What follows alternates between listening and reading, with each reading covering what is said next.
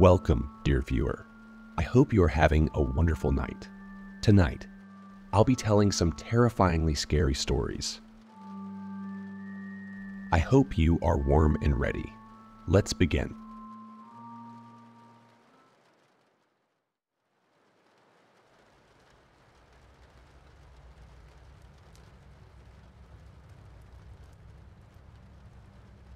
"Attention shoppers," came a male voice over the intercom. "The back of the store," I whispered to Daniel. "Don't they mean the front of the store to pay for our stuff?" It was 8:50 p.m., 10 minutes till closing time. We'd brought our 2 kids out on this late-night Walmart excursion in the hopes of burning off some energy. Instead, they'd just thrown tantrums for new Legos and Hot Wheels. It was a disaster, but apparently, the disaster was just beginning. "Please move to the back of the store immediately," the voice repeated overhead. This is not a drill. I glanced around, but the other shoppers were just as confused as I was. An old lady looked up at the ceiling, scrunching her face. "What the hell?" A dark-haired woman asked her boyfriend, pushing a cart full of garden supplies. "Didn't you hear?" An older man said this, leaning over his cart of bottled water and canned food. "We're on a tornado watch." One touchdown in Sourville. A tornado. It was definitely storming outside. I'd seen the black clouds roll in from the east earlier, but it didn't look that bad.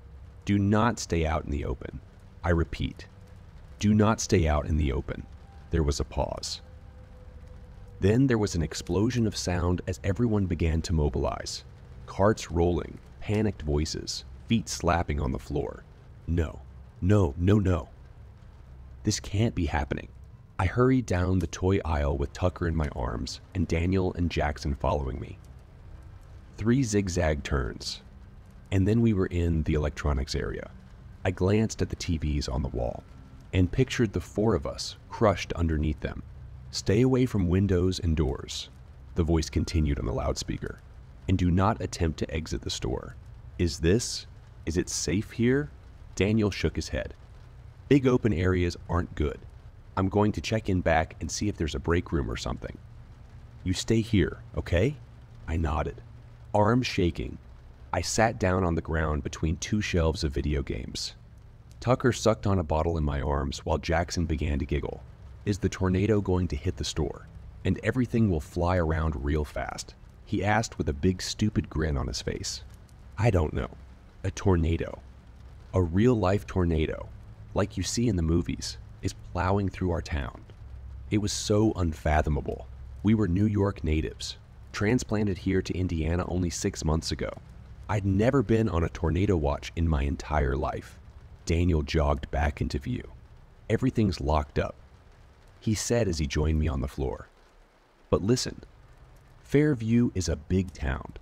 The chances that it'll hit this Walmart, I think we'll be okay. I never should have brought us here. You didn't know." "None of us did." He wrapped his arm around me. "They should have warned us, like an emergency alert on our phones. Or a tornado siren or something." The voice overhead rang out again through the store. "Do not stay out in the open. Do not make yourself visible. That includes security cameras. Please move to a spot that is not visible to any cameras." I frowned. What does that have to do with tornadoes? A feeling of unease in the pit of my stomach. I glanced up and saw several black globes descending from the ceiling, hiding the cameras within. "I guess we should listen to them and get out of sight," I whispered. I grabbed Jackson's hand. Daniel picked up Tucker, and we jogged out into the center aisle. The store was an eerie sight. Abandoned shopping carts, askew in the aisle, full of everything from pies to batteries to plants. Footsteps echoed around the store from people unseen as they found their new hiding places. We dodged a shopping cart full of soda, ran through kitchenware, and then stopped in the Easter decoration aisle. There was a camera in the central corridor, but as long as we stayed in the middle of the Easter aisle, we'd be invisible. The 4 of us crouched on the floor next to some demented-looking Easter bunnies. "I'm hungry," Jackson whined. Mommy." I grabbed a bag of colorful chocolate eggs and ripped it open. "Here. Candy. Happy. I whispered, thrusting them into his hands. Then I leaned back against the metal shelves, panting. But I didn't have long to rest. A mechanical whine overhead. And then the voice came through the speakers again. Keep away from aisles with food. If you have food with you, leave it and move to a new hiding place. If you have any open wounds, cover them with clothing. What the fuck? That had nothing to do with keeping safe in a tornado. We should make a run for it, Daniel whispered to me, starting to stand. But the tornado. I don't think there's a tornado. Listen, do you hear any wind? I listened, but all I heard was silence. No howling wind, no shaking ground, and no projectiles clanging against the metal roof. Maybe it's still coming. I know what they're saying doesn't make sense, but to go outside, we need to get out of here, now. Grabbed Jackson's hand as he held Tucker in his arms. Come on. Daniel, I don't think that's a good idea, I whispered.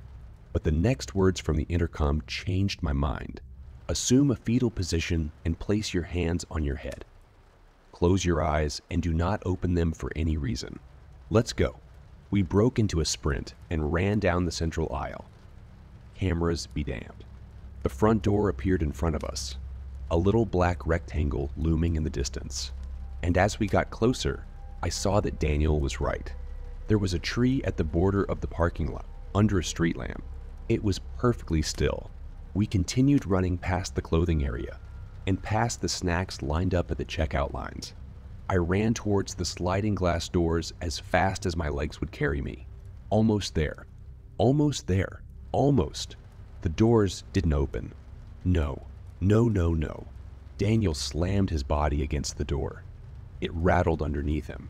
I tried to squeeze my fingers into the gap between them to try to pull them apart. They didn't budge. They locked us in, I whispered. I want to go home, Jackson said. Tucker was beginning to fuss too, making little noises like he was about to start full-on wailing. I turned around, and that's when I saw him. A Walmart employee. He was sitting on the ground at the end of one of the checkout aisles, facing away from us, wearing the familiar blue vest with a golden starburst. Hey, let us out. He didn't reply. Did you hear me? I don't care if there's a fucking tornado. Unlock the door and let us out. Again, he said nothing, but in the silence, I could hear something. A wet, smacking sound.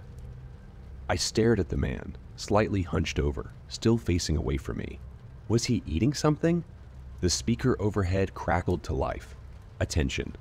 Please do not talk to any Walmart employees. My blood ran cold. The smacking sound stopped. And then slowly, the man began to stand. He placed his palms on the conveyor belt and pushed up, and I could see that they were stained with blood. I backed away, but my legs felt like they were moving through a vat of honey. No. Fingers locked around my arm and yanked. Come on, Daniel shouted. I sprinted after him, deeper into the store. Tucker stared at me over his shoulder, and Jackson ran as fast as his little feet would take him. I was vaguely aware of the slap, slap, slap, slap sound behind me, but I didn't dare look back. Daniel ran into the clothing area, and I swayed, dodging circular racks of t-shirts and wooden displays of baby clothes. He skidded to a stop and ducked into the dressing room area. In here, he whispered, motioning to one of the rooms. We piled inside and locked the door. Daddy, Jackson started. You listen to me very carefully, I said, crouching to his level. You have to be absolutely silent. Do not say a word, okay?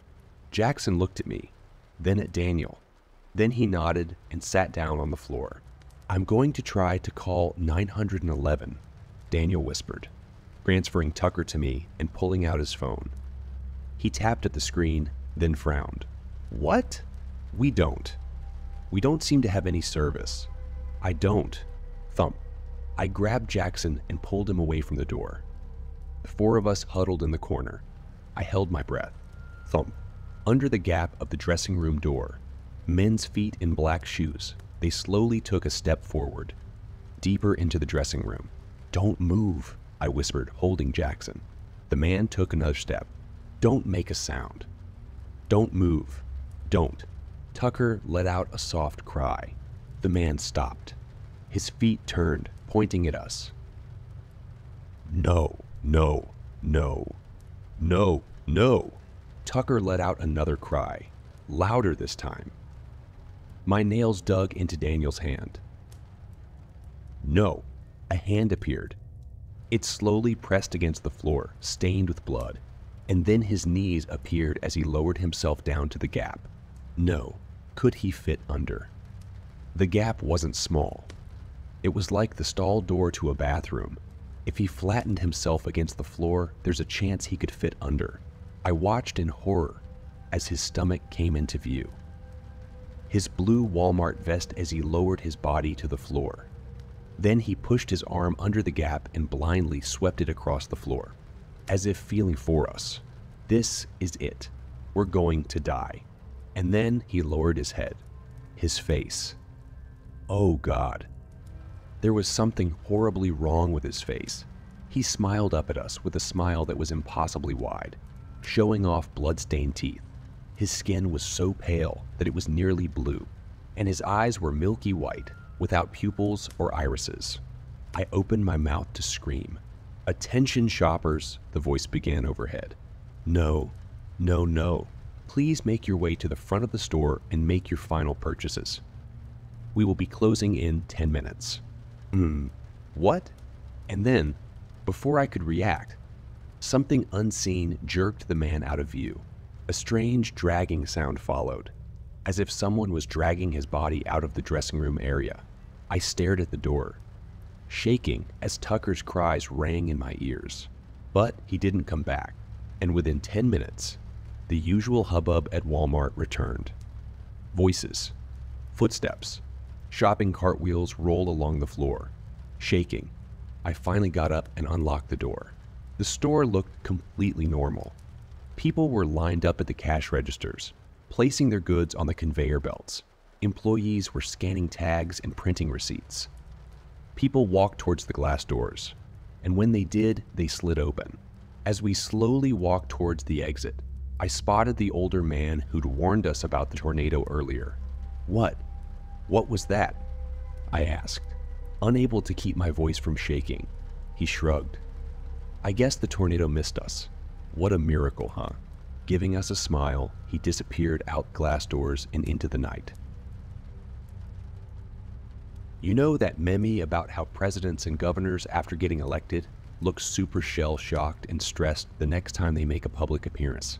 Like the first thing that happens after you come into power is that you're pulled into a room and told all of the secrets of the world? Well, it turns out it's true. As a matter of fact, it's a Via's tape. The 4-hour tape was always a bit of an urban legend at the office. I'll be keeping the details of my role in government very vague. But to be absolutely clear, I am very low level. My role is caked between layers of bureaucracy, and in the grand scheme of things, it's a pretty inconsequential one. When you're working at my level, you're generally not privy to any high-level secrets. Yes, top. Secret meetings did occasionally happen in our building, but my focus is pretty limited and heavily administrative. So you do what any other department does when you're at the bottom rung of the hierarchy. You discuss rumors, rumblings, crazy conspiracy theories, and everything in between. It's water cooler conversation for us. Man, I wonder what the folks at the top are doing right now. That kind of stuff. Out of all of the rumors that fluttered around the office, the 4-hour tape was always the one I found the most fascinating. The crux of it is that once you reach the highest clearance level, you're sat down and shown this tape. None of us knew what the contents of the tape were, or if a tape like this even existed, but it was fun to speculate about it every now and then. Most of the time, we found with our little rumors and conspiracy theories that the most mundane answer was usually the correct one. Life, in general, finds a way to surprise us with how boring everything can be. Now, there's something you should know about me before I continue. I'm a wimp. I'm meek, anxious, and generally restless. I'm a chronic rule follower. There is no part of me that wants to dig up secret documents and uncover the truth about what happens at the highest levels of government in our country. So when I discuss the events of 4 nights ago, please be mindful of that. I didn't ask for this, and I'm only sharing because I don't know how much time I have left anyway, and I can't live with this stuck in my conscience alone. It was nighttime at the office. I'm known to be a bit of a chronic workaholic, and there was something I really wanted to get done before the week was over. So I was working later than usual. I went to print a document on what I thought was the printer in my immediate vicinity. The notification on my computer showed that my document was being printed, but I didn't hear any noise or paper coming out of my local printer. I checked the name of the device I selected, and it looked like I'd accidentally clicked on a printer that was being used on another floor. I sighed. In any normal circumstances, I probably would have just forgotten about that mistake and reprinted the documents on my local printer again. But our general management here is quite stringent on us, making sure that all confidential documents are accounted for. We are not allowed to share specific documentation with other departments. Fuck it, I thought. I looked up a map in my inbox showing the locations of all of the company printers. Turns out I'd accidentally clicked on the printer named Prince Charming on the 7th floor. Funny name. Off I went. I really should have just let it be. I got to the elevator and rode it up to the 7th floor. I emerged into the mostly empty office area. In case you were wondering, the building I work in is huge. But I'd worked there long enough to know my way around it, so I knew the area surrounding the printer relatively well. I made my way through the hallways and eventually spotted the printer with my freshly printed papers minting it. I gave myself a mental pat on the back for continuing my lifelong streak of following the rules. As I went to grab the papers, I noticed some light buzzing in a meeting room nearby. I looked through the window to see roughly 10 people hanging out around a snack table. In the room were a large, old-looking TV on a cart and rows of some of the fanciest folding chairs I'd ever seen, organized in a neat fashion. I didn't think much of it and started walking off until I heard the door open. "Hey, Mr. Boskowitz, right? Jesus, man, we were supposed to start 15 minutes ago. Get in here." What? No, sorry. I think you have the wrong. I don't care why you're late. Just get in here, grab a plate of snacks, and sit down. We're starting soon.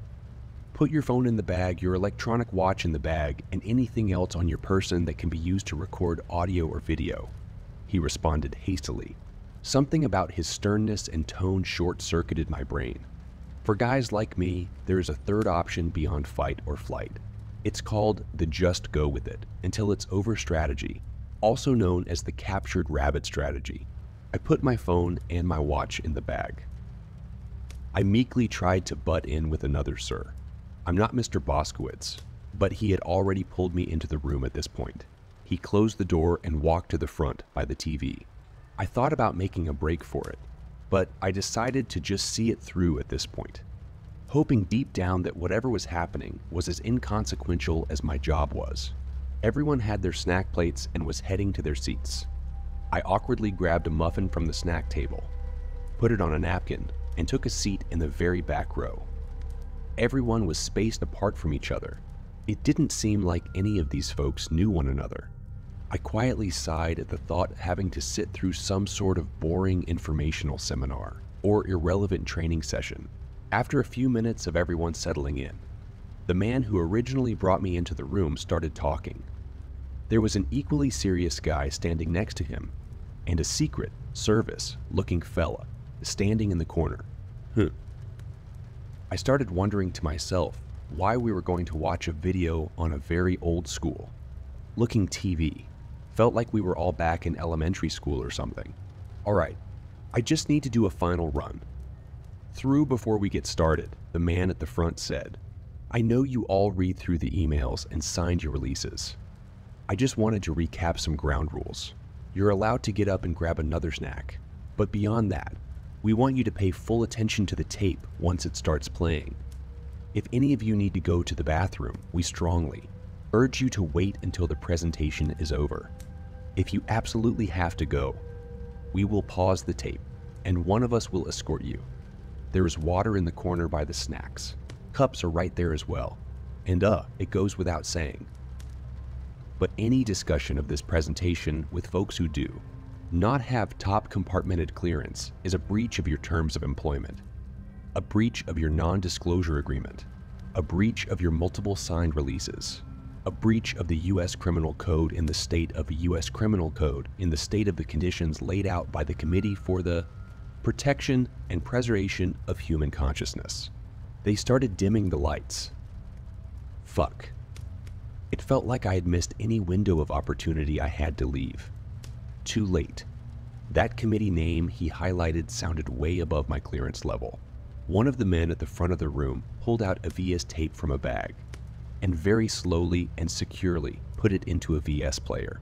He pressed play. I took a deep breath. Those water cooler conversations I'd had with my coworkers were starting to float to the top of my mind. But I quelled them. There was probably no need for panic. It was just a stupid government meeting, right? The tape started. The beginning was familiar enough. Various disclaimers about this being incredibly confidential material.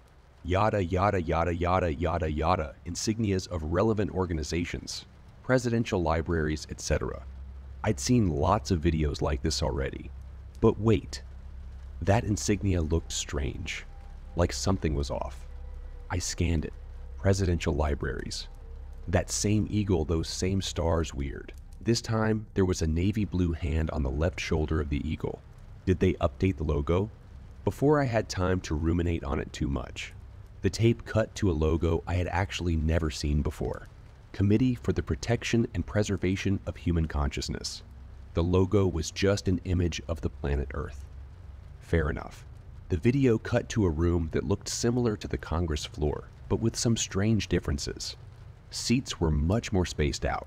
The podium looked like it had seen better days, and the whole room looked to be on a pretty steep incline. Everything was in black and white. It looked like there were about 50 people in attendance. It was hard to make out the faces. Everything looked very dated, like the video was from the 40s or the 50s. The tape lingered on this one shot for quite a while. Minutes passed. I noticed what looked to be a choir, all in outfits and perfectly huddled next to each other, standing in one of the corners of the room. It really felt like I shouldn't have been seeing this. None of this was meant for my eyes. After a few more minutes, the tape abruptly cut to an awkward angle video of a man speaking at the podium in the room.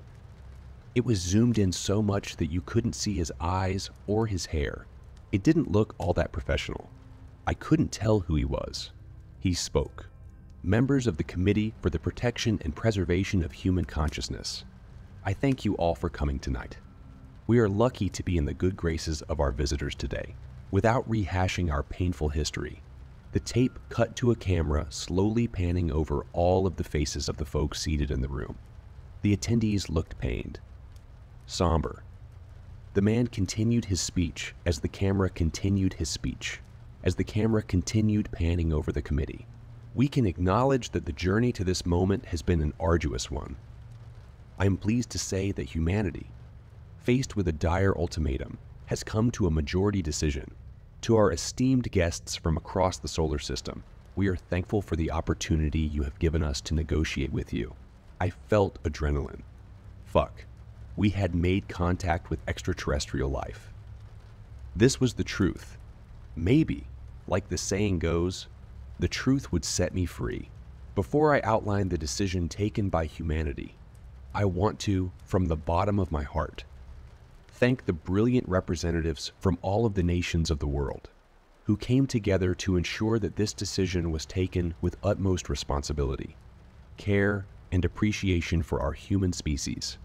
I'm aware that this was not a unanimous decision. Shit, what did that mean?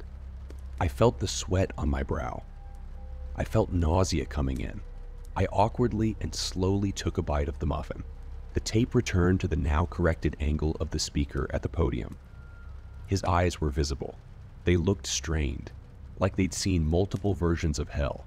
To the nations that still disagree, he continued, I thank you nonetheless for accepting the majority decision. May this moment, which will be held in secrecy for the rest of time, be appreciated as a critical milestone for human civilization. Tonight is not a victory. It is a somber moment, however. We were faced with two options: extinction or accepting the agreement. We made our choice, and I believe time will show that this was the right decision. What was this? I hereby announce that we accept the agreement provided by our special guests, who have chosen to go by the name Aerodactyd. The intergalactic species known as Aerodactyd will allow humanity on planet Earth to continue to populate, grow, and innovate. In return, all governments in the world will honor the promise. He needed to spit it out. What the fuck was this agreement? We will not be covering every element of the agreement in this session. I will, however, highlight the main points. At this point, the video showed the man at the podium looking down. He was reading something. For the first time, he looked nervous, scared. I saw some humanity in him. We honor the agreement that Aerodactyd holds the right to visit planet Earth on a recurring basis. They will be allowed to consume, for the purpose of nourishment, the majority of the human population on planet Earth. After every visit, the remaining humans on Earth will be expected to breed and grow to capacity in time for the next visit. We acknowledge that we will maintain a parallel history that will be shared with our world's population to ensure that humanity stays motivated to continue existing as a species. This parallel history may suggest that mass extinction events are the results of man-made folly, as opposed to the work of external forces. For the first time, my fight or flight response was actually flight. I wanted to escape, but I didn't know what I'd even be running from. The last visit by Aerodactyd was approximately in the year 1346, and it lasted 7 years. We will continue to honor our parallel history with this event. I just wanted it to end.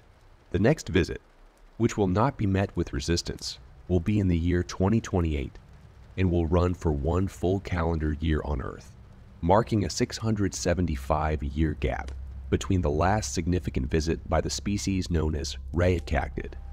This visiting cadence is expected to speed up over time as the remaining humans continue to sharpen their focus on building technology to allow humanity to reproduce in a speedy and productive manner. Jesus Christ, our planet is a fucking farm. I wanted to look away, but I couldn't. The tape cut away to a larger view of the Congress like room. The somber committee members in attendance and the members of the choir in the corner, who I could only imagine looked horrified. Where were the visitors? Why couldn't I see them?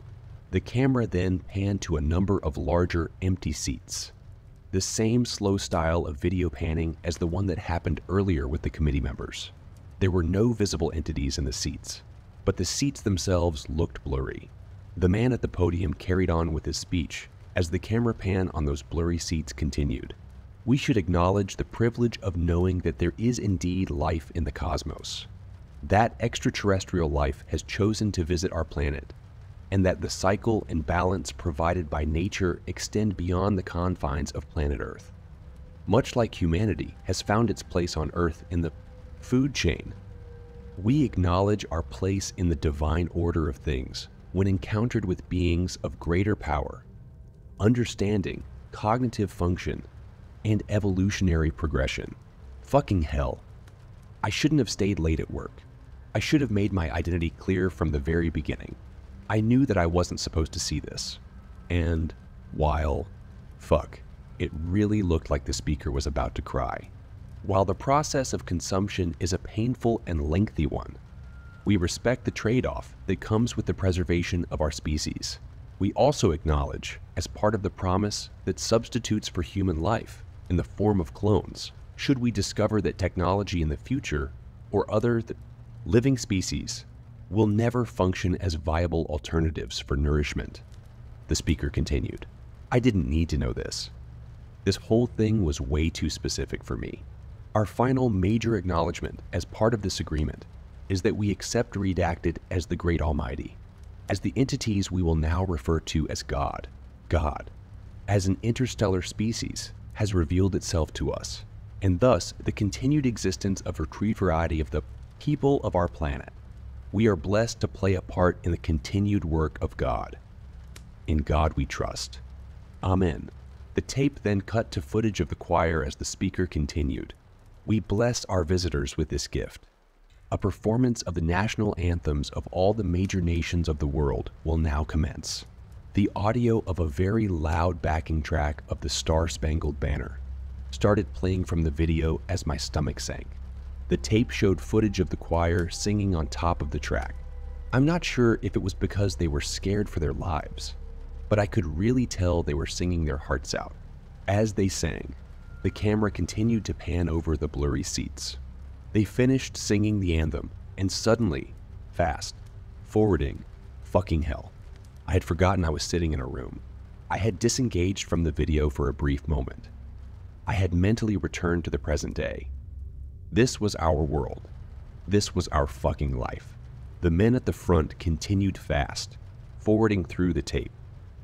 It looked like they were skipping through performances of the other national anthems. The fast forwarding went on for a while. Every once in a while, it looked like a new choir group was entering the Congress, like room to sing a different national anthem. On and on the tape went. I had to fight the urge to pass out. One of the men at the front of our room, standing next to the TV, started speaking up.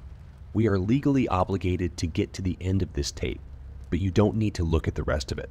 Please feel free to look down. Close your eyes or grab a snack, he said. I noticed the others seated in the room were taking that advice. Most of them decided to look straight down. For some weird reason, I couldn't look away. The fast forwarding progressed. On the tape, it was yet another choir group joining to perform an anthem. And then another. And then another. It looked like we were near the end. The fast forwarding now showed a conversation between the man at the podium and another man who was whispering in his ear. The man at the podium was vehemently shaking his head. The other man continued whispering. This continued on. Eventually, there was a quick moment of the man at the podium begrudgingly nodding. The last few fast-forward moments of the tape remain burned into my memory to this very moment. They were pandemonium. The attendees were sitting in their chairs, frozen, shivering, and crying. The people in the various choirs were running around the rooms in fast motion as blurry spots started covering them and ungodly things started happening to them. Fuck, why didn't I look away? If ever there was a fucking time to follow orders, it felt like the whole thing went on for longer than it should.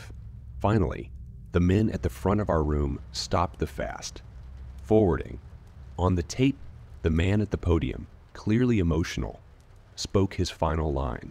The agreement has been ratified by redacted. The final shot of the video is the full room. The committee members were in their seats, shivering and crying. The dismantled and bloody choir members were strewn about the room, the blurry seats with blood smeared on them. The video then cut away, back to that same insignia on a black backdrop, the presidential libraries that eagle, those stars, the navy blue hand on the wing of the eagle. The lights in our room turned on. The rest of the night was a blur. The men at the front of the room told us it was best for us to sit for an hour to digest the information. No discussion about the video was allowed to take place. When we were ready to stand, we were allowed to leave and go home. They gave us some pointers on how to accept the information over the coming weeks. Things like taking long walks, exercising, watching a sitcom, etc. I wasn't worried about them realizing that I wasn't supposed to be there. If anything, I felt a strange camaraderie with everyone in the room. We were all truly in the same boat. As soon as I left the building and got in my car, I just drove. For as long as I could. I would stop for gas. Then I'd keep driving. I'd stop again. Then I'd keep driving. And again, I'm holed up in a hotel now. I'm just glad I could get this off my chest. The funny thing is, all I can think about is the length of that stupid tape. While I can't confirm, I feel like if it were played straight through without fast forwarding, it would have only been 3 hours. I wonder if the 4-hour tape rumor came from the fact that we all needed that extra hour to digest the information, And now, you're probably wondering, why don't I name the species that is going to spell humanity's doom throughout the rest of time? Why am I calling them Regagactid? Well, as the self-appointed leader of the committee for the acknowledgement that we should have just chosen extinction, I don't feel the need to honor our captors by calling them by their names. If I don't see you again, Reddit, I appreciate the water cooler conversation,